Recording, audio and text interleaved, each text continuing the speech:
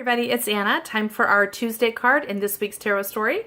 We have the 10 of Swords reversed. So this is interesting because yesterday we had the 5 of Wands reversed. And Wands are about feeling inspired and impassioned. And the 5 upright is about having friendly conflict where we're sparring with each other, trying to gain our skills. But the reversal suggested that our passions being misspent on an ego agenda.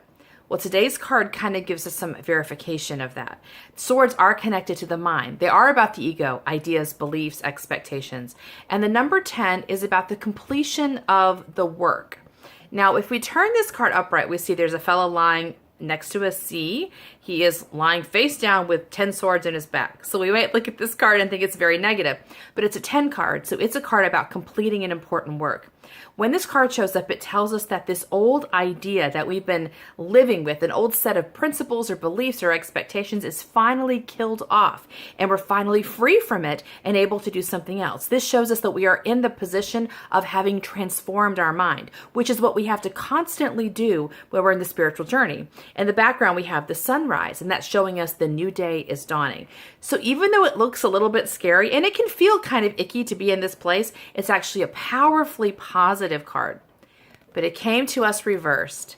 And that tells me that we may be in the middle, at the very edge of transforming our minds, but we are resisting it. We are holding on to some old idea, some old belief, some old expectation of ourselves, and it is preventing us from finally releasing the last thread of life from this old way of being. And the 5 of Wands reverse is what I think is like we're trying to use our passion to hold on to this old idea instead of releasing it. So today, consider where you feel yourself clinging to something, like you're pushing really hard, you're trying to hold on to something, and ask yourself where that anxiety is coming from and what the anxiety may be trying to prevent from happening.